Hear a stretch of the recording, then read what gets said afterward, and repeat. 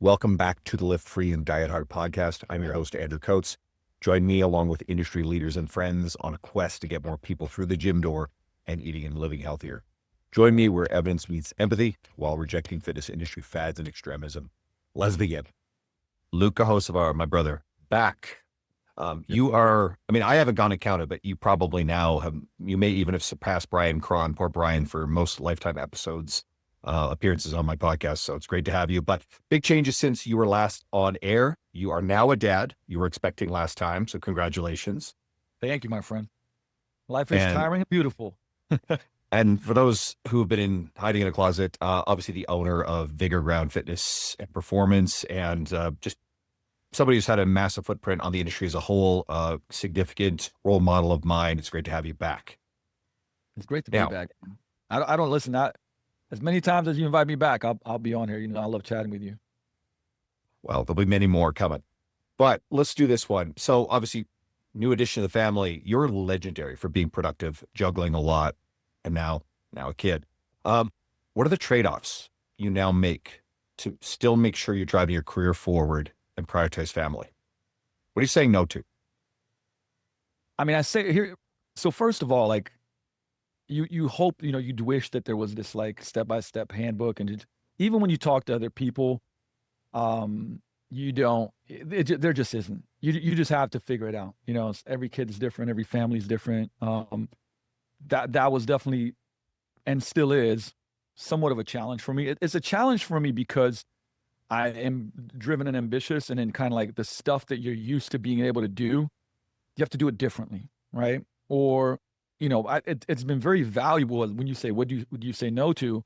Right off the bat, like my rule for travel now almost exclusively is like, I'll go if my family can come with me. So speaking things like that, right? Like every single trip that I've taken in 2025, White Tia and my daughter have come with me, which has been cool, right? It's been cool because she's gone to Toronto, flew to Toronto, Vancouver, Napa, Nashville, Slovenia, and before she's 6 months old.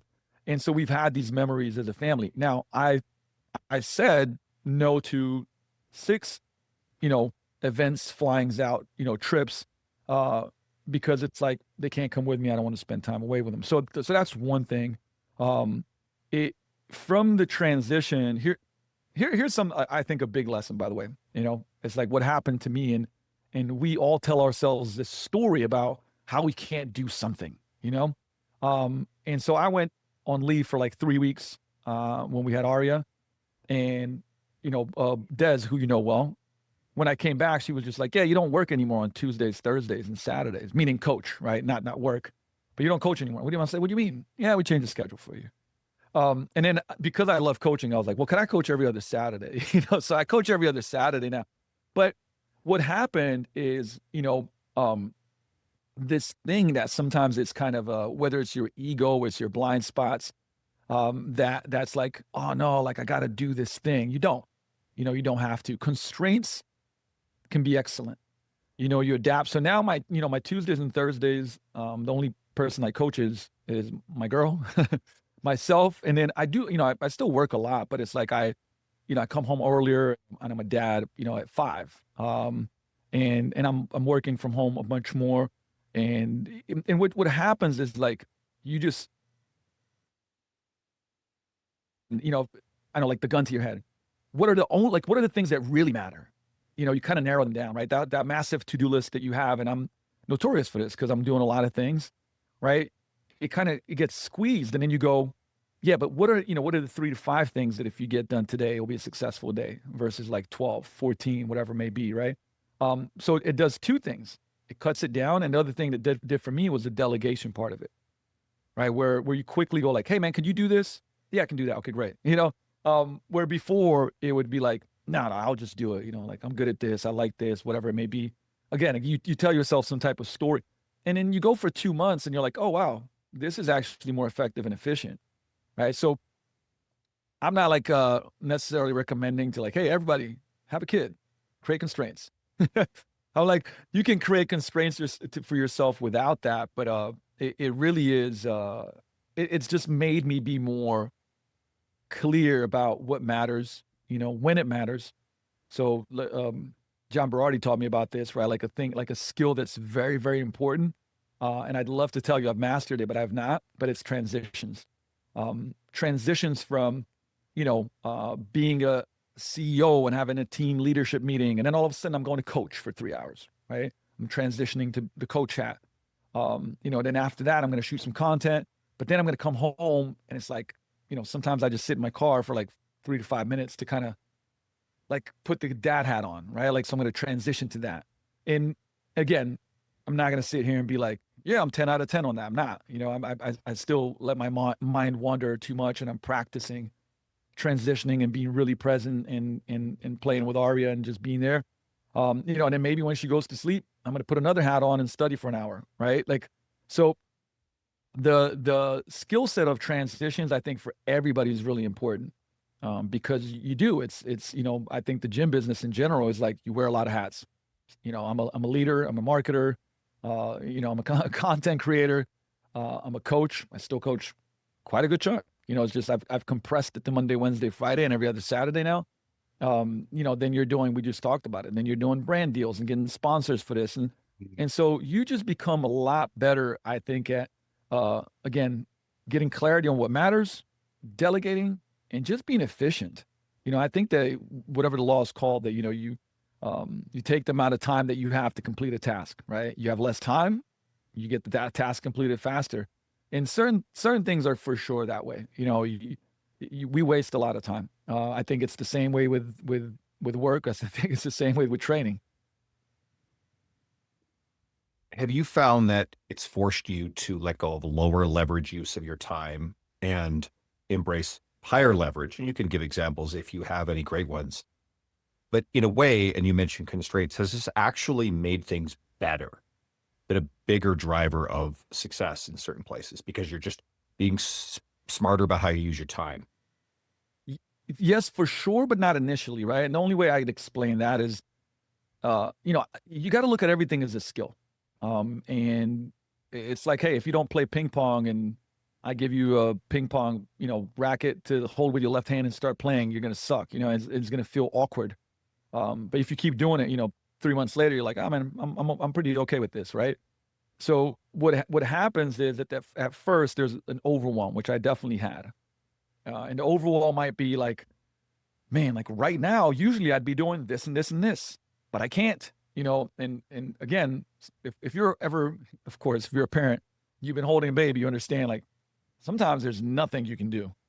And the best thing that you can just do is like chill, like let it go. It's like relax. It's thinking time. Baby falls asleep in my arms. I can't really do much, and that's fine. But you got to let it go. But at first there was an overwhelm, like, oh my God, I was gonna finish this article, but I can't finish the article right now. And then you start going, but if I don't finish that article, like, is it gonna really change anything tomorrow or no, right?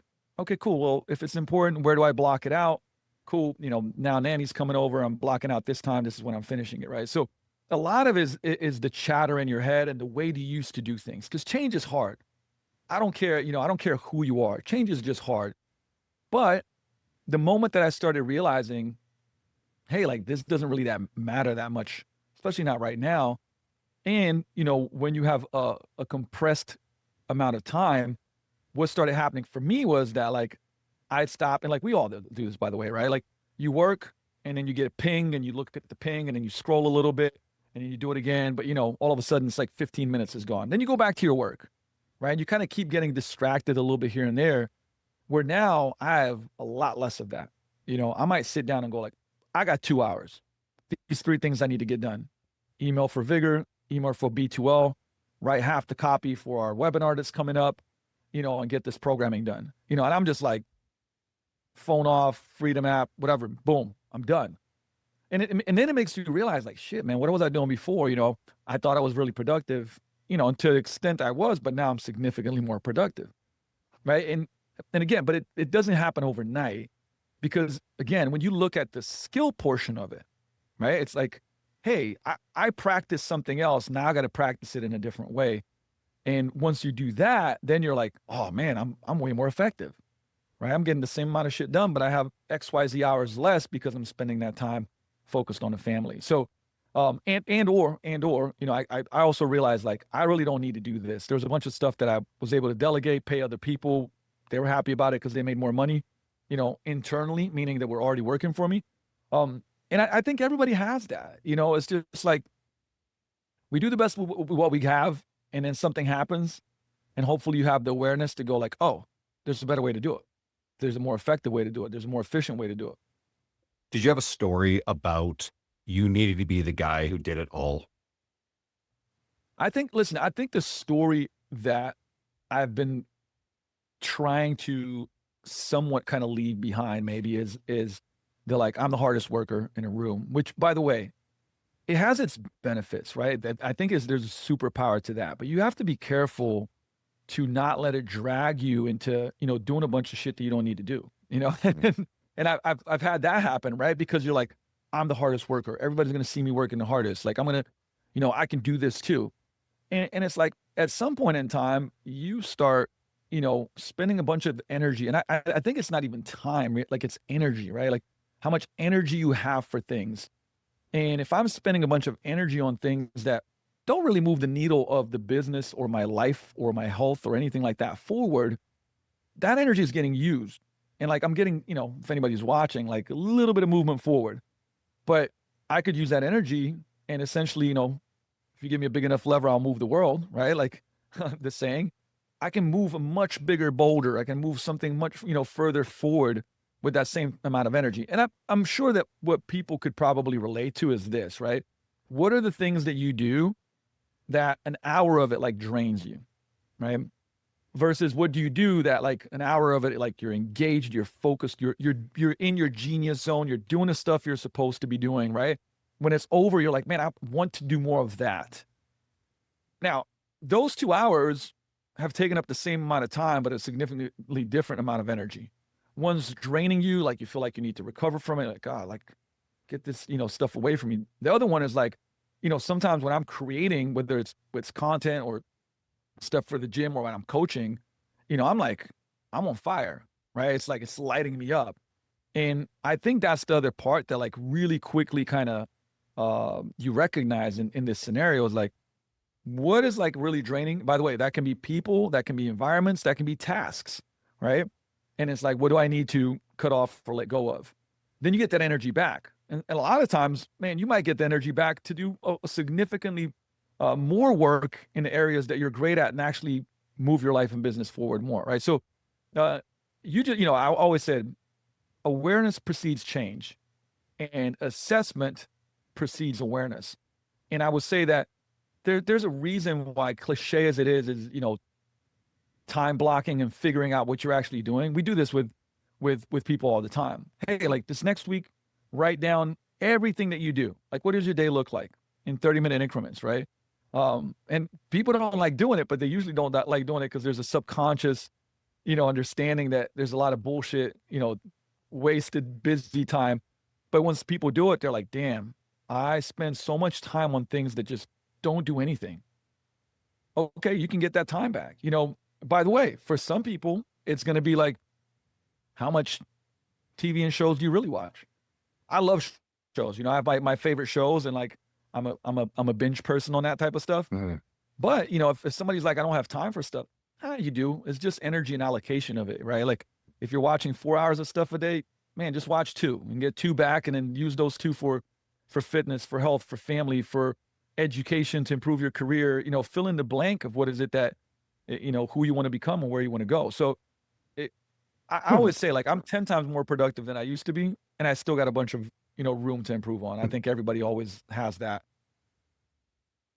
I'll get back to my guest in a moment. I have cool news. I will be appearing at the King Kong booth at the Arnold Sports Festival in Columbus, Ohio, March 6th and 7th. And I'm fanatical about King Kong backpacks and duffels. They are the best quality bags. I'm long done with buying a new cheap gym bag every 6 months when the last one falls apart. My biggest problem is needing to pick between my Conquer backpack, my waxed canvas core backpack, my Plus duffel, sorry, it's downstairs, my Heritage leather. This thing is so classic. It looks gorgeous. and my Edge backpack. Sorry, you guys can't even get this one anymore. And I always have one of them with me wherever I go, the gym, work, all my travel. I rarely use traditional suitcases anymore, and the convenience is unmatched. And you can save 15% on all your orders. Go to www.knkg.com/Andrew59676.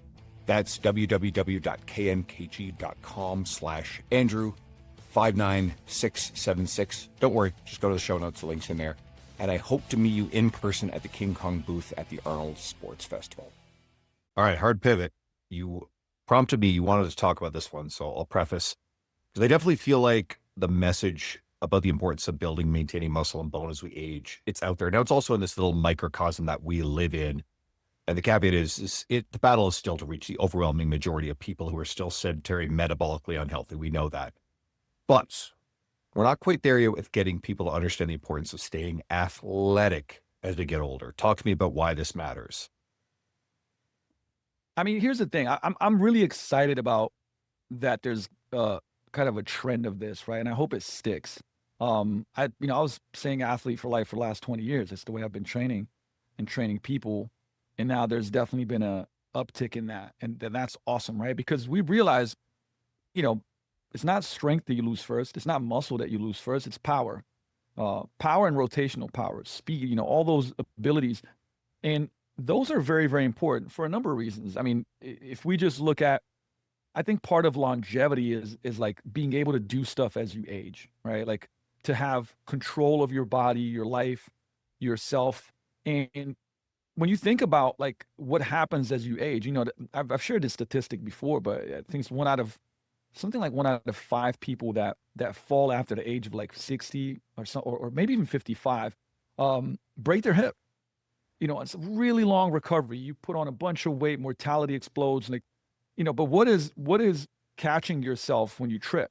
I mean, that's power, that's agility, it's speed, and we lose that because we don't use it. Not, people will always say, oh, well, it's genetically. Well, if you actually look at the data, it's majority of the losses that we have is because one, we haven't built that ability up, and then we haven't maintained it.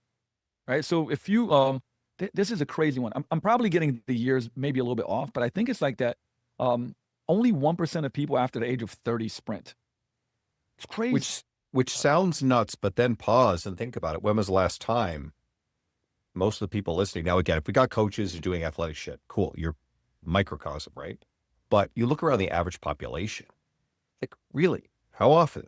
Like I remember, I may have used this example on a previous episode, but I was at the Olympia and there was this thing where you could see if you could dunk this. I think it was about a 9.5-foot basket with like a small ball. You could palm it, no problem. And I looked at this thing. I'm 47. I'll be 48 soon. I haven't jumped on a basketball net in a long time. I played high school ball, nothing beyond that.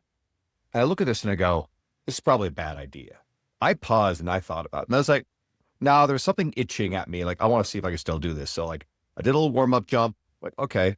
And then, I palmed it and sure enough, I actually dunked it, no problem. I felt good about it, but I'm thinking to myself, man, like I could have just as easily, because I had not been doing this sort of stuff on a regular basis like you do. You play ball all the time.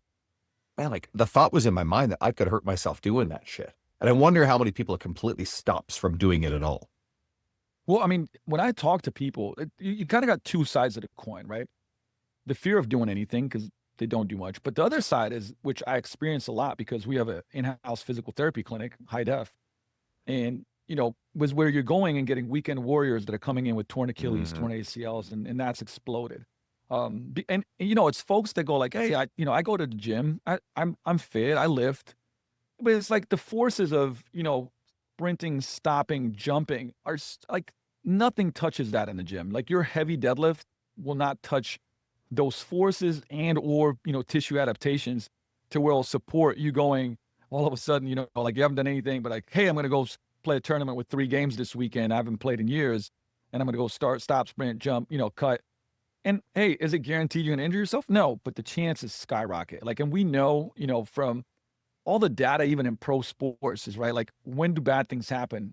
When the increase in volume and intensity, like, really kind of just jump overnight over the weeks, right? Like, there's a stat in the NBA where they compare the previous 28 days of training volume and intensity to the current 7-day, right? And you have these numbers, like 1.3 means that's 30% more than the previous 28 days. And once it goes like 1.3, 1.4, 40% more, I think the injury rate increases to like 200 to 400%. So massive, right? Now, these are pro athletes. Now think about Joe, that's like, hey, I go to the gym, I bench, I do a leg press, I do this, I do that. I warm up on the bike, I do some stretches. I don't do anything, but then it's the summer and I'm going to go into this basketball league, right? I used to play ball, now I go in. And all of a sudden, for an hour and a half, you're doing all these athletic things that your body honestly has not done in a really long time. And this is where, things can go really, really wrong. And, if you play sports, there's always a chance of getting injured, obviously. But it's like, how do you put yourself in the best position possible? And look, the science of training, you have these residual training effects. I don't think people kind of know this, but basically it's how often do you need to train each physical quality to maintain it? Because each physical quality fades at a different rate, right? Even when you look at program design and you're like, okay, well, did you know that I'll actually kind of start from the back, like anaerobic endurance holds on for about 2 to 3 weeks. So think like more higher intensity conditioning, right? So to maintain it, you gotta do at least once a week. I kind of recommend 1 to 2 times a week, right?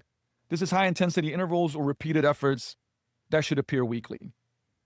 Aerobic endurance, so this is kind of like your zone 2-ish, lower to medium intensity stuff. 10 to 20 days is the residual endurance, right? So 1 to 2 times per week, this is longer intensity conditioning. It can stick around, but it should still be, part of your programming. And this is what I like to do on the recovery days from your higher intensity strength speed days. Strength, endurance, and repeated power, residual is 1 to 2 weeks. So same thing, 1 to 2 times per week. Repeated jumping, sprinting, moderate load strength training. They need a little bit more exposure, for the work capacity. Now, max strength is awesome. Max strength stays around for 30 days, meaning like you could legitimately lift really heavy once every 30 days once you're pretty strong, and you can maintain it. How cool is that, right? And honestly, like this is, I think, important for programming because, even people like myself that like lifting heavy, but once you've built up a pretty good base of strength and muscle, what's awesome is like once you've done it for a long time, maintenance actually takes a lot less, right? And so basically you legitimately could, once you get strong, train once a month heavy and maintain that. Now, I'm not suggesting that you only do it once a month, but I'll tell you what, for most people over the age of 35, they probably do it too often, okay? And that can kind of beat them up. But here's the kicker. Max speed and just speed in general, 3 to 7 days. That's it. That's the residual. So, for athletes, I'm like, hey, you should probably be doing sprints at least 2 times a week, if not 3 times a week. Because speed basically fades fast, and true high effort sprint work, even if it's like short acceleration, should be exposed multiple times per week. And, for athletes, even in season, but for the weekend warrior, it's like in season might be all year if you're hooping, if you're playing flag football, whatever you're doing. So why do I say this, right? I say this because you think about like, speed, even like I've had a bit of a back thing for the last 2-3 months, which is I'm about 90%. And I took, I was sprinting twice a week for a year plus straight, jumping, plyos, the whole shebang. And I kind of pulled back on it for the last 2 months. And I'm adding it back in, but again, being smart, not too much too fast, building it up. And that's how you're supposed to do it. Now, the kicker is, for anybody, I don't care what age you are, like we coach people from, our eldest client is like an 83, from pro athletes to high school to you name it. And that 83-year-old, she slams the shit out of the ball at her best ability. She does foot fire. She actually can do a box jump. She'll move the prowler pretty damn fast, and she's been training with us for years. But she's doing this stuff, and crazy story, okay? Her name's Ann Moskovitz. And years ago, somebody hit her on a bike, and she got really messed up and broken bones and everything. And in the hospital, they're like, we don't know what you do, but you survived because you train, right? It's like, whatever you're doing, keep doing it. And then she had another, disease where her hip broke, and I'm going to blank on what it is. But guess what? Like I text her in the hospital, we sent her flowers, and she texted me back. She's like, can't wait to be back at the gym.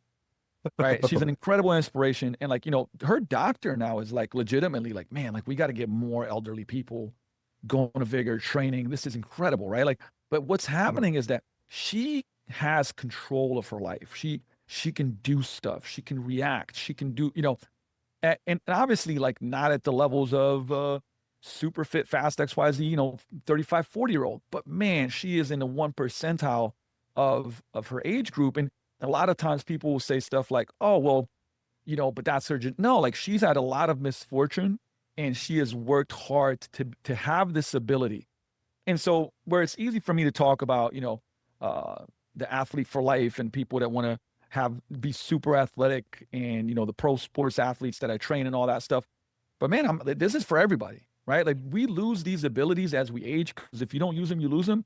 And that's why I wanted to say, what are the residual training effects so that people understand how quickly you lose some of these abilities, right? And that if you're like, hey, I sprint here and there and then I don't, and then, I come back and 6 months later, I just ramp it up real quick. And it's like, yeah, that's not a good idea. You want to do things year round, but you just turn the dial, of how much you do it. It's like, I always love the piece of the pie analogy of program design, right? Like maybe there's periods where you're like, hey, I'm more in a muscle building phase, right? Like I'm going to do more of this. And the piece of the pie for strength and resistance training goes up, but you're still doing your plyos. You're still doing some speed work, right? And that's the whole, I would say the science and art of program design is like, how do you fit it all together? But I think everybody should do it. I recently had Chad Landers on and we talked about, changing your training over 50 if it was necessary. And he did pilot something that aligns with what you just said. As you get older, it's less forgiving. So consistency matters more. The breaks in your consistency and your lifestyle stuff have more significant consequences. And you pretty much explained it with the risks of going inactive and then ramping it back up again.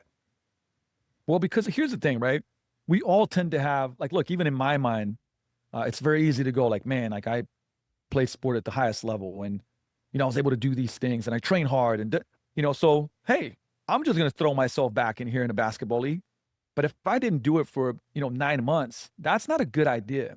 Like and by the way, we had a client that kind of pretty fit, but didn't do any of the basketball stuff, went back to league, tore his Achilles. It's been a year and a half. So he's very, very rehabbed in. And, I said, look, here's how you want to do it.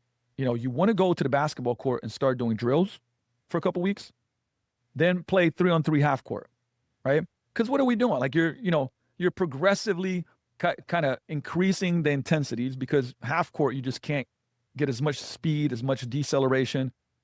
Also, it's more controlled at first. Do your own drills. Then it's like 3-on-3.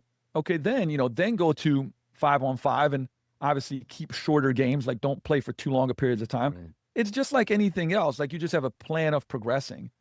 Don't go straight back to all out intensity, and of course, look, sports are, if you're competitive and you used to play, you get into a game, you get competitive, right? And then you get after it. But it's like, I don't care what you used to do. The body doesn't really care, right? Like the tissue is built the way that the tissue is built, right? And so you have to rebuild it if you haven't done it for a long time because you've lost, those abilities. Now, of course, look, there's a difference between somebody that's never done anything versus a former athlete. But each person has to have an individualized kind of like progression. And you'll be blown away by what people can achieve if you have this nice slow cook, right, of athletic performance. Meaning like, hey, if we do this over the course of like a year, you'll go way further than you ever thought possible in athleticism. And like we have folks in 50s and 60s that are like, hey, like I'm the most athletic I've been in my life. And I'm like 65. I have real examples, right? But it's like we just slow cooked it over years, but it's like if I was like, hey, we're going to just go hard in the paint on all this stuff, they wouldn't do well with it, right? They probably have a lot of nagging joint stuff and inflammation, like they just can't recover from it. So you just have to progress it. And I think that that's the, big mistake in fitness. I think in general is like, too much too fast. And I've made that mistake, by the way. I've made that mistake with my own training when I was younger. I made that mistake with clients, right? Because you get all the stuff, you get super excited, and then you're just like, you throw everything in there. Because let me give a caveat that's very, very important, okay? Especially as the rise of like, people like, hey, athleticism is cool again, no matter what age, be athletic, which I agree with.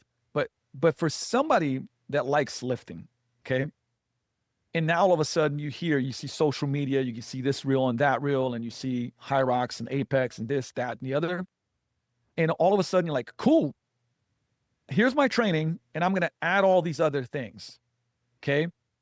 Remember, if you add something, you got to take something away, right? You can't just keep adding, because that is a recipe for disaster. So, if your training volume, and you did 8 exercises because you were really in this muscle building phase, and all of a sudden you're like, hey, they said I should do plyos and sprints. So now you do plyos and sprints, and you continue to have all those 8 exercises, really high intensities. Very quickly, you're going to run into a wall, and either your performance will drop, or you're going to have nagging aches, pains, and hopefully, not also an injury. So you got to, I want to just give real examples, right? It might look like now you had plyos and this, that, the other, and you only have 5 exercises that you do after that, right?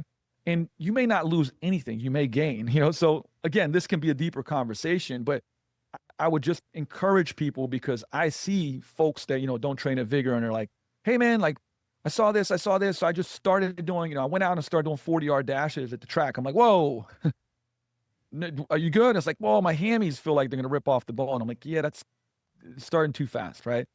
Do Derek Hansen 10x10s. Like, let's make a program. Let's create, take some of the stuff out. Like, you're going and doing a heavy deadlift one day, and then like really hard sprints the next day. Not a good combo, right? Like, so there's just the organization of your training.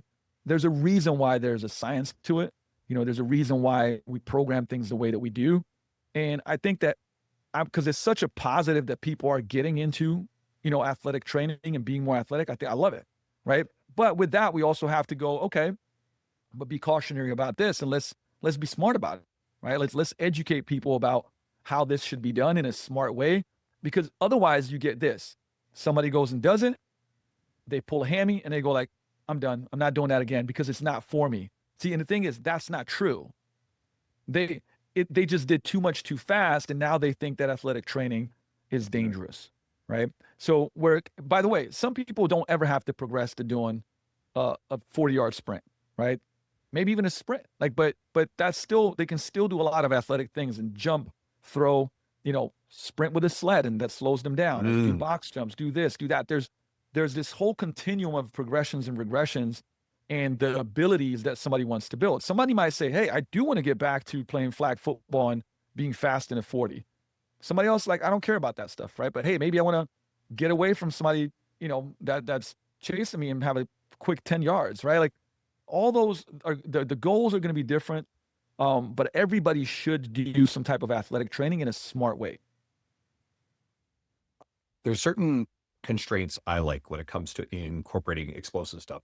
A way I like to do is, we obviously do explosive stuff early in workouts, and I like having them serve also as an effective warm-up. So things like you mentioned sled sprinting, you have the constraint of the sled preventing you from reaching max speed. I love power skips because you're going single leg, your ability to get very high, jump that hard, and then the force you're absorbing on landing is limited, again, built into constraint. Throwing medicine balls. I love rotationally throwing medicine balls against walls, because again, there's just only so much velocity, torque you can create by throwing a medicine ball. Can you get a little bit more specific on some of the tactics? Because again, people are going to hear this stuff and go, oh, I got to do all this shit. So no, I'll actually give like real world programming examples of, like, for a beginner, what we do. So imagine like a dynamic warm up. Like, we always finish dynamic warm-ups. So think like dynamic warm-ups, you're going to go from, single joint to multi-joint. You're going to go from sitting to standing, right? You're going to go from simple to complex. So think like I'm on the floor doing hamstring switches, like to get a little hammy stretch. And then from there, I might do a tie sit. I'm still on the floor, right? I might do a glute bridge. From there, I might go to Spider-Man lunge with rotation, a squat to stand. Right now I'm standing. And from there, I might go and do some high knees. By the way, I don't have to dial it up to 100%. I can do it at 50 in warm-ups, right? I'm going to do some skips. And usually the way we finish, like even with people that don't have a lot of what I call, the movement alphabet. They don't have, they haven't done stuff like this in the past. Like we start them slow. We might just have them marching on the spot, right? Because even it's coordination of running, right? We're marching. Okay, cool. Now let's turn this march into a little bit of a high knees, or we might do, leaning wall marches, and then just like, hey, skip like a kid, right? And you start skipping, and maybe we'll have a B skip. But that's part of warm-ups, but we're also adding like some extensive, not high intensity plyometrics. Awesome. This is by the way, still part of the warm-up, right? From there, usually for what I would call like our beginner template is we're going to do a lower body and an upper body, like power / plyo combo. So that could be a box jump, or if I'm not comfortable with somebody doing a box jump, I might have them grab a Dynaball and just go like, hey, throw it as high up as you can, right? That becomes an explosive triple extension, and almost anybody can do that, right? And then the second one's going to be like, hey, do a med ball wall throw. So that's the upper body power. And they're just going to do, a box jump, med ball wall throw, 5 reps each, a little break, do it again, do that for 3 supersets. And then we're going to go into the strength training, right? So what we did in that session is, at the end of the warm-up, we did a bunch of more like not higher intensity plyometrics, but extensive. It's going to get their tissues warmed up, the nervous system going. Then we're actually going to go make them do something with intent, right? Throw his ball as high as you can, like jump on his box, try to land with just minimal knee bend, right? And med ball, like, hey, try to destroy this med ball against the wall, right? That works for everybody. People like doing that shit, right? But that's it. That might be the extent of it. Boom. And now we go to our trap bar deadlift and dumbbell bench press and lunges and whatever else, right? So now in my athlete for life model, we might do, well, the intensity might go up a little bit, but I tend to, the first strength exercise, and let's call it trap bar deadlift because it's just a safe, a lift that's safe for most people where we can go pretty heavy on it. We're going to contrast that and kind of do a bit of a French contrast with just one exercise and superset it with something. So trap bar deadlift, broad jump, right? Trap bar deadlift, for example, box jump or hurdle hops. And why? Well, because for clients that only have so much time, it's an effective way to get in some more of that explosive plyometric training. And we kind of know research, you can put it on the front of the big exercise, on the back end, you have like, post-activation potentiation. And I know some people will argue whether how much it works or not, but honestly, I use it more because it's more time efficient, right? If somebody's got an hour to train or so, like, man, it makes a lot more sense to do big lift, explosive exercise, right? And then they have the break. So it cuts down on the training session, but they still get all those abilities that they're working on. And then after that, they'll go into their regular strength training stuff, right? So it's not like a crazy alteration of their program. Now, yeah, absolutely, we could get more granular. And when I customize things, some people want to, hey, I'm pretty damn strong. I just want to maintain that, but I really want to work on more athleticism. And we add more of that in there. And you're always doing it when you're fresh. Just general rules. If you want to improve a skill, and remember, running, jumping, agility drills, these are all skills, right?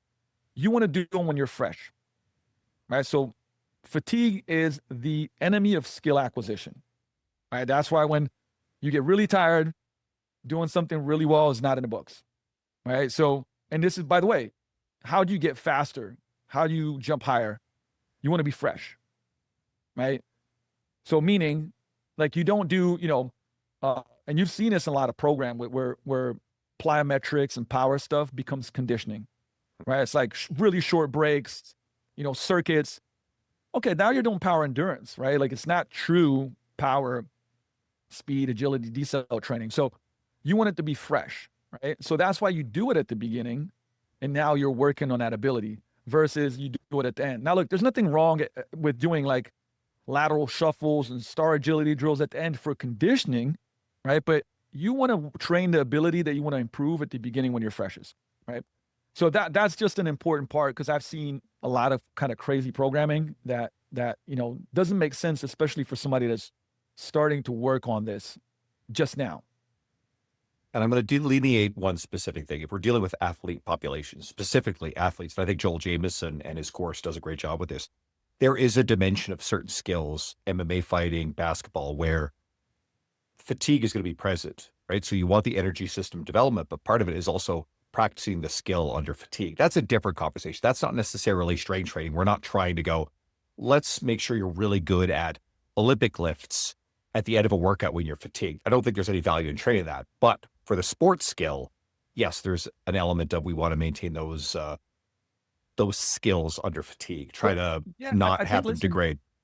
It's a great point, because me and Joel did like a reel that actually got a lot of kind of it got a lot of views, but it was about that, right? It was about I was on an echo bike, just like going all out, but like my form, my head was whipping around. I was looking like I was losing my mind and having a heart attack or something, right? But our whole point was like, once intensity of conditioning goes up, which a lot of programs and group programs, like this is what happens, does the form go to shit? And as coaches, like, remember, you do not want people to break form under fatigue, because guess what? They're going to get really good at breaking form under fatigue. And that's going to be, whether you play a sport, but even if you're just a fitness enthusiast, the chance of injury goes up, obviously, right? You're not training the tissues that you want. You're not training the form and efficiency that you want, and things go bad. And so, you don't want intensity to override quality standards of form, right? And by the way, that's in general, right? That means in strength training, like, could you squeeze out another 2 reps, but all of a sudden it just looks like an absolute shit show, and something can go wrong? No, like, you build it up, like, go to maybe a technical failure or 1 RR, but like with good form, right? Now, look, there's ranges to that. Like, I'm not saying that like it has to be picture perfect, but we do know when you've seen somebody under a squat bar and it's just like, you cringe because you're like, holy crap, something's going to go wrong. They're getting the bar up, but they're rounded, their head's forward, they're a second away from like something exploding, right? Like, I would terminate that set, because we don't have to, this goes back to like the longer runway. Sometimes clients get treated like, you need to do that today. Like, no, like you have time. Let's build this up the right way. And that goes for strength, for power, for conditioning, is to have a standard of form. Again, let me repeat this. That doesn't mean it's like picture perfect. And if it's not, there's a range of a good rep, right? Thank you. Because I think that's, some people get so granular about that. There's just like, if you deviate a little bit, all of a sudden, oh my God, like your tendon's gonna pop. And it's like, no. But there is a range where, for me, once it goes past that kind of, that standard, I'm like, all right, we're gonna terminate the set. And why? Because the rule number 1 for a client is like, man, thou shalt do no harm. So if that starts increasing the risk of injury a lot, like I'm gonna end that. Perfect point. I was going to say it myself. Like, I'm only going to throw in a little tiny bit of shade. Sometimes I like screwing with Squat U, likes to post a lot of this stuff. Anybody listening knows I don't call people out very much, but it likes to post this stuff about maintaining perfect form, and then that's it. It's like, as you said, no, there is a range. Could either of us define it perfectly? Probably not. We know it when we see it. And as you said, once the form changed enough that different tissues are taking load, it's like Jordan Shallow says, force exceeds tissue tolerance. But if you're actually changing the form to where the tissue that's being loaded changes, well, that's exactly how you introduce injury risk in these situations.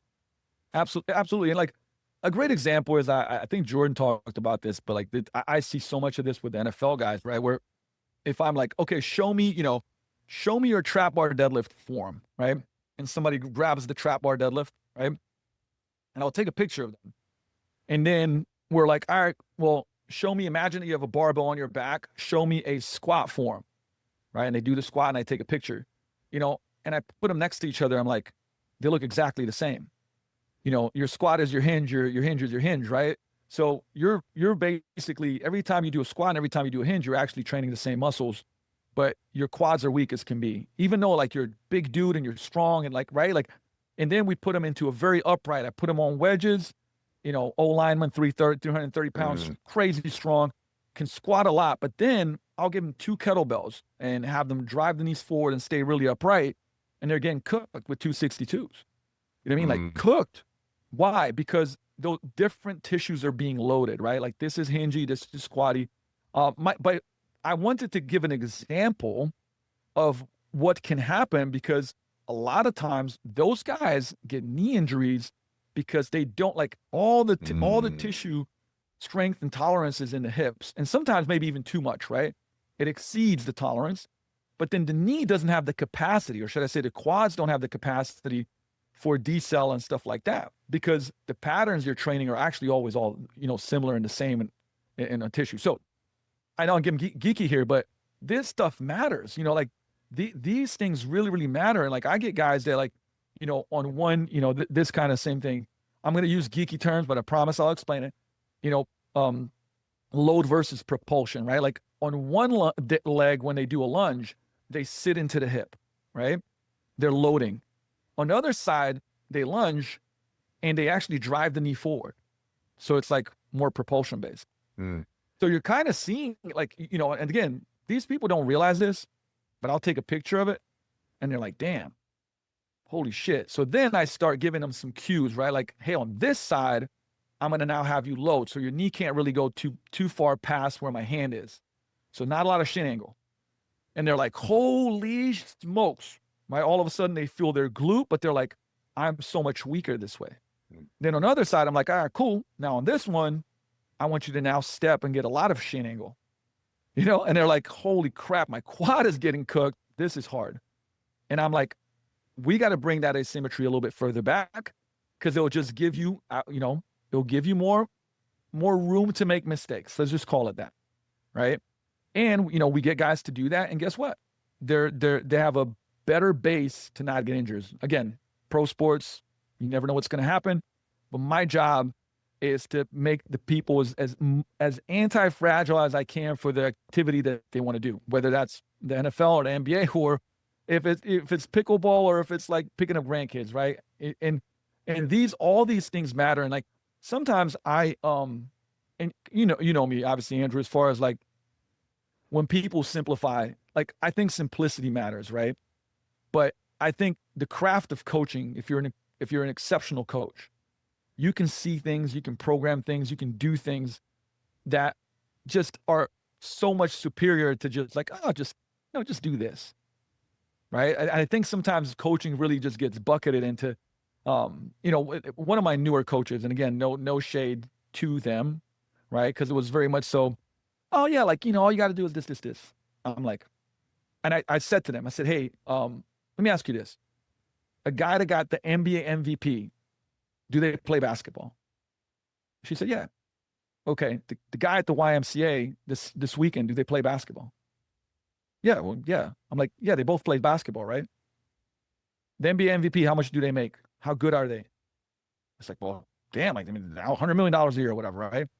The guy at the YMCA, what do they make? How good are they? It's like, okay. I said, well, listen, coaching is like that. It's a skill, right? You can come in and be a trainer and blast the music and take a program and just like, fucking, let's go, or you can be like elite. Programming is elite. Communication is elite. Problem solving is elite. Technical proficiency is elite. It's a science and an art. It's like jazz, right? Like jazz is, you can read the notes on the thing and it's like, oh, cool. But when somebody plays it, it's like, man, this is incredible, right? And when you do coaching right, when you program design right, when you do all these things, the spokes to the wheel that move your body forward, which is training, nutrition, mindset, recovery, that's when you play jazz, when you're great at this shit, right? And I get fired up about this stuff because I think that what ends up happening is that people go like, oh, like coaching is the guy at the YMCA that comes in and plays every, it's like, no. Like I like to talk about coaching about the elite level, and how we insert those things into people's lives so they can, get the holy trinity, which to me is body composition, health, and performance, right? That's my mentality. And like, you come to Vigor, we're improving all three. That's it. That's the holy trinity. You improve performance, but your health sucks and your body comp doesn't change. Most people don't want that, right? Like they want all three. Like I want to feel better. I want to be healthier. I want to perform better, and I want to look better. A quick break from this episode to shout out RP Strength and the RP Hypertrophy app. I have a big confession. I've never used a coach before. I've always auto-regulated my training for decades. But I've known Dr. Mike Isertel and Nick Shaw, the founders of RP, for years, and I'll get behind anything they create, including years of reading their books, consuming their media, attending their seminars, and having them as guests on the show. And I've been using the RP Hypertrophy app now for several months. and several things have happened. It forced me to make smaller and more gradual but better increases in weight volume across time, like putting 5-pound plates on each side of a leg press. Like, who does that? Never before. Only 45s. It cut out the junk volume. It made my workouts faster and more efficient. I show up with a plan. I didn't have to think about what to do. I feel more accountable having a lot of my progress. And I don't skip things because I don't feel like it. If hiring a one-on-one coach isn't for you, using the RP Hypertrophy app is the next best thing to manage your gains and to take the guesswork out of your program. There's a 30-day money-back guarantee, so you can try it risk-free, and if you don't like it, they'll give you your money back. And I've also got you a $50 US dollar discount, so go to rpstrength.com/coats and use the code COATSRP, or go to the link below in the show notes. That's rpstrength.com/coats and use the code COATSRP. All right. There's another dimension to all this. And so I'll read this, but I'm going to frame it. So, quote, you posted recently, mentorship in 2 sentences. I have high expectations for you and I know you can meet them. So try this new challenge. And if you fail, I'll help you recover. Now, this ain't about mentorship. I'm going a different direction. To me, this is about coaching and trust and support for the client to be successful. And a lot of people listening are not necessarily coaches. A lot of coaches, but so we'll try to address this from everybody's angle as well. And the key again for me is expressing your belief in someone. How important is knowing that someone believes in you? And I'm going to say one last thing. How many coaches catch yourselves? You doubt the client. Someone comes in front of you and you think this person doesn't want it bad enough, doesn't have what it takes, is struggling with something. And you may not be saying it, but with either your body language or the absence of you saying to someone, hey, I really believe in you, you're communicating that you don't. Talk to me about this. I'll start off by saying, like, I think that whoever's listening to this, like, you're a coach. There's an interaction in your life where you're coaching every day. You're coaching your coworker to help them, knock out something they didn't know how to do, a task or whatever it may be. You're coaching your son, you're coaching your daughter. Like, coaching, think about this. So, I think it's a Martin Rooney definition, at least from that I heard it from him, right? Like, if you look up coach in the definition it was, you'd ride coach, or you ride coach in an aircraft, right? Like, but the coach would take you from point A to point B because you couldn't get there yourself, right? And I think the best analogy for coaching that I prefer even more so is that, like, we're Sherpas, right? Everybody has their own Everest that they're climbing, and by the way, that could be in fitness. It could be in, relationships. It could be in your career. There's an Everest that you want to achieve. Now, a Sherpa, couple of things. The Sherpa has been there themselves. And also the Sherpa has taken others there, right? Very few people have climbed Everest themselves. You have to go with somebody, right? Like, now the Sherpa knows the way because they've been there. They've been there with others. They know the obstacles, they know the challenges, they know the pitfalls, they know the opportunities, they know the shortcuts, they know all these different things, right? And so you can't tell me that you are not a Sherpa in someone's life. And again, this could be your kids, your spouse, your friends, you're at work, in your career. Now, it may not be fitness. It doesn't matter. You can insert whatever you want here. So I think that's an important part. Now, that quote that I posted as far as mentorship goes, that, like, I have high expectations of you. There's no person that's ever entered in Vigor that I'm like, oh, I don't think that you can achieve more than you're achieving in life right now. Or in your, like, to be honest with you, I think 99.999% of the time, I believe in the person much, much, much, much, much more, whether it's my coach or clients, than they do in themselves. Guaranteed, right? I've never been like, somebody's telling me what they can do, and I go like, I don't think you can do that. I've never said that. Now, I have sometimes said when they tell me like a crazy big goal, and I'm like, you can do it. Here's what it's going to require, right? And like, let me show you what it will require to do that. And if you're willing to do that, because I believe you can do that, but the question is, do you have what I call the GWC? Do you get it? Do you want it? Do you have the capacity for it? Right? Very, very important part. But like, to me, I'm like, let's set, like, most people set low goals and reach them, right? Let's set high goals. And by the way, when you fail, which you will, because the path to getting there is riddled with failure that end up being stepping stones to you getting there, right? But I think that's the key, is to go like, when you fail, I'll be here. I got you, right? I'll help you get back up, and I'll help you get back on track and go. And you said something, and I think fitness is riddled with this, okay? But the bigger the challenge, the more support a person needs, right? And you have like how many diets, crazy programs, things that people can buy where the challenge is big, but the support is zero, right? Or very, very low. So the support has to match the size of the challenge. For most people, improving their sleep, their nutrition, getting consistent with training, that is a big challenge, right? So doing it without support is kind of crazy. And then a lot of people try to convince you, just like, and by the way, what support can come in a lot of roles. I think the ultimate support obviously is a coach, but I also think it's the environment, the community, right? Like when you come to Vigor Ground, it's not just myself and the coaches that are helping you and supporting you. It's the other members, right? It's a tribe. They're all on the same journey as you. And so you have also shared struggle, right? And one of my favorite quotes is like, struggle shared is struggle divided, or pain shared is pain divided, and happiness shared is happiness multiplied. So you get this community where you divide pain and struggle, and you get like multiplication of happiness, right? Meaning, or wins, let's just call them wins. And so I think that you don't want to, it's like you shape your environment and your environment shapes you. I think choosing your environments to support these big challenges is critical.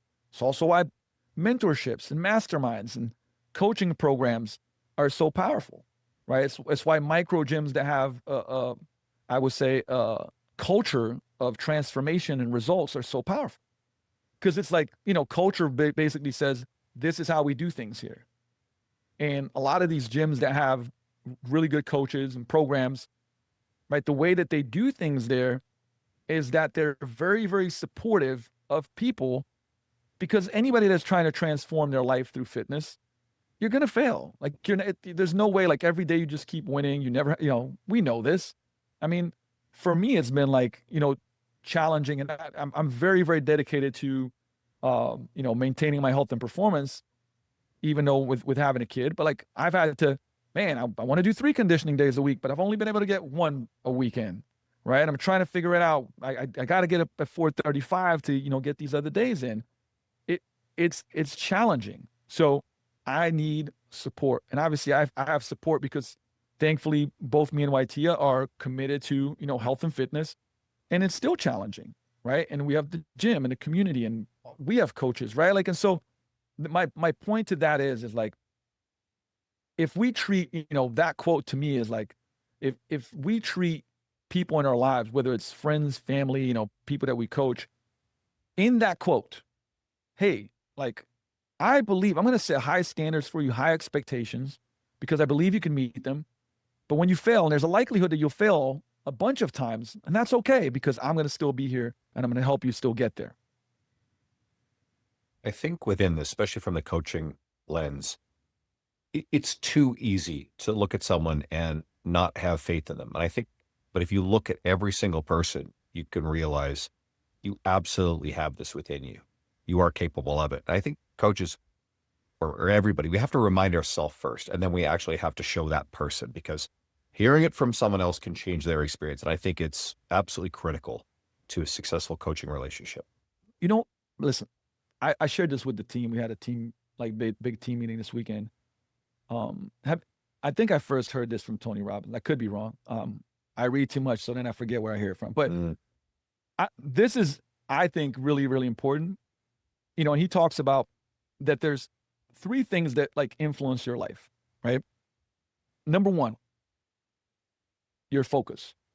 So where does your focus go? And like when I was talking to my team this week, and I said, look, right now I got to start asking you, Andrew, about, the challenges that you've had with health this year, for example, right? And if I kept asking you more and more, like deeper about it, you'd start focusing on it, and maybe that would make you feel like upset or, not in the best mood, or, it would basically create an experience for you. You're focusing on this thing that's not creating a good feeling and emotion experience.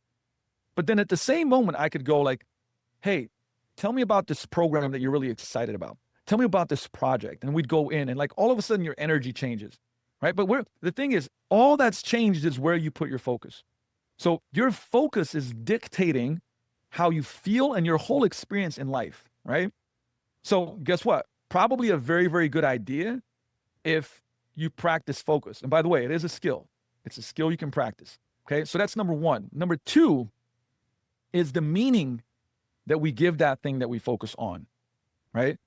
So right now, I could, for example, start talking to you about, hey, Andrew, like I noticed this thing that you're doing and man, I don't think it's good for you. I think this is not good for your health, or I think it's going to do this, that, and the other. Now you could go like, man, what a dick Luka is. Like this guy's just, telling me trying to tell me what I should be doing. Like, man, I don't know what I'm doing, right? So the meaning that you give it is like that I'm being a smart ass, that I'm trying to tell you that I'm smarter than you, right? Like, or you could go like, man, Luka saw something and like he wants me to be better, feel better, perform better. And so he's coaching me, right? He's trying to keep me accountable to something, right? So here's the thing. What meaning you give it, you could be pissed off at me and be like, I'm not talking to that guy anymore. Like, whatever, man, right?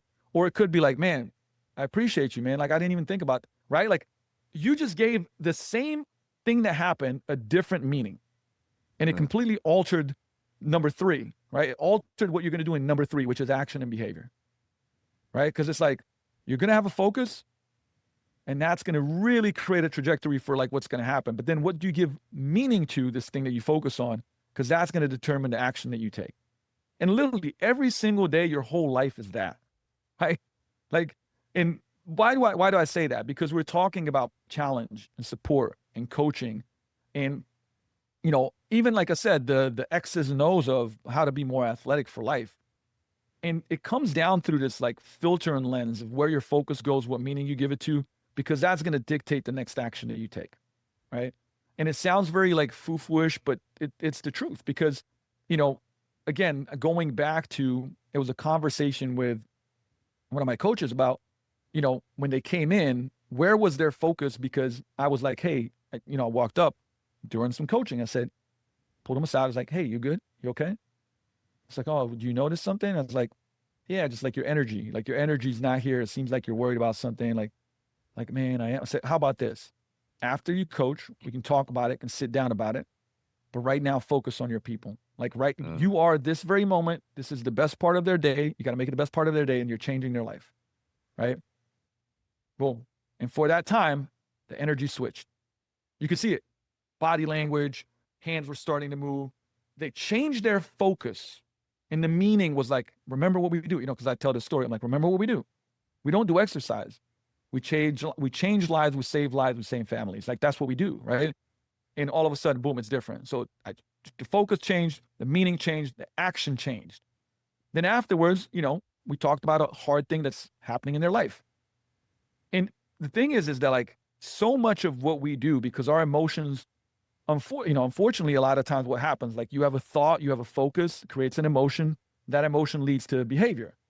It's usually not the behavior we want, right? Like, oh, I'm tired, man. Like, man, my boss at work, oh, man, they don't value me. Glass of wine, full chocolate bar, right? Mm-hmm. But, we could flip that around and go like, hey, well, what identity do I want to create? Okay, cool. Well, what does that person focus on? Okay, what meaning do they give it?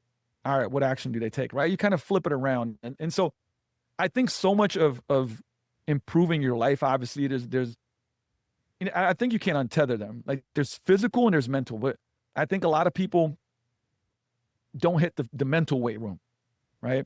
You got to hit the physical weight room. You got to hit the mental weight room, right?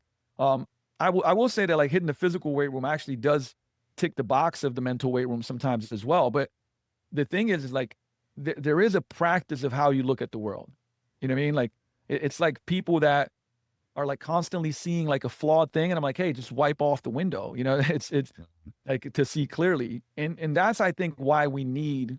I think that's why coaches are so powerful. I think that's why communities are so powerful, because if you're around people like that long enough, you will rub off on them, right? It's like we adhere to the standards of the tribe. Everybody in the tribe reads. All of a sudden, you're like, well, shit, I'll start reading 10 pages a day, right? Everybody in the tribe exercises. It's like, well, this is the norm. Like, I don't want to be pushed out of the tribe. Now, if everybody in the tribes goes out drinking 5 days a week, then that's the norm, right? If everybody in the tribe is smoking, if everybody in the tribe is talking shit about each other, right? Like, you get pulled into that because you don't want to be expelled from the tribe, because that's like socially extremely, I would say, painful for human beings. So, I love to study this stuff because I don't think there's, when it comes to I would say behavior change, it's all biopsychosocial, right? You can't untether it. You just can't. And if you read a lot of the research and studies, it will show you just that, right? That like on a different day, based on who's around you, how you feel, how you think, your biology might be different, right? You might perform differently, right? And so I think that coaches, and really, essentially a great coach is a great lifestyle manager in many ways, right? Like, and you have to have a lot of tools in the toolbox to be great. And it takes me back to the whole, that analogy of like the person playing YMCA ball or the person playing in the NBA finals that's going to be MVP. Same skill set, different levels of the skill. And I think that to achieve, what we want to achieve in life, you got to build these different skill sets. And I like, one of the things I love talking to people about is like, hey, like you're just a 2 out of 10 in this skill, but you can build it. Right now you're a 2 out of 10 of eating protein with every meal. Let's get you to a 7 or 8. It's going to alter a lot of stuff. Like right now you're 4 out of 10 on consistent exercise. Like, let's build the skill up, right?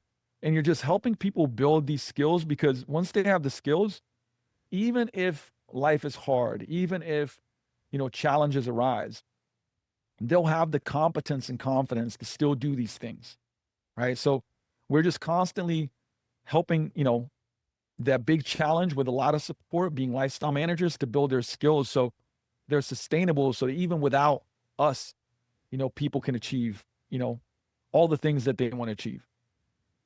Luka Hocevar, ladies and gentlemen, and everybody can follow you at Luka Hocevar on Instagram. Where else do you want to point people? Obviously, Vigor Life podcast. That's always great. And YouTube, probably. YouTube is, if you just look up Luka Hocevar on YouTube, there's a lot of videos there you can go over. And you don't have dates nailed down 100% yet, but we might as well shout this out. Everything should be a go for the Vigor Ground Fitness and Business Conference. It'll be later this year. I will be boots on the ground attending it. I appreciate you having me speaking, basically 2 years ago. That was a great honor. And it's been an event that's changed my life. So I hope everybody here will put it on their calendars. Hell yeah. And by the time this comes out, maybe I already know. It will be a November date. Not like Thanksgiving, but like probably first, second week of November. And excited about it. I mean, like every time that, we decide to do it, it's because it really, I never hold back on this event, as you know, right? Like I only do it every 2 years because it's such a big amount of work and money and time and energy. But when we do it right. When we do it the absolute best that we can, and there'll be no difference in that this year. We'll have a little bit longer time to push and prepare for it. So I'm excited about it. I will not be doing my event. I haven't done it the last couple of years. But I will explore the idea of looking at it in 2027, because we tend to do similar themed events and same type of year, and I do not want them to overlap. We did that 1 year, and we did it a couple of times. They're both great, but full force behind yours, and I can't wait. So thanks for coming on. Appreciate it. Masterclass in spades today. Appreciate you. My pleasure, brother. Thank you.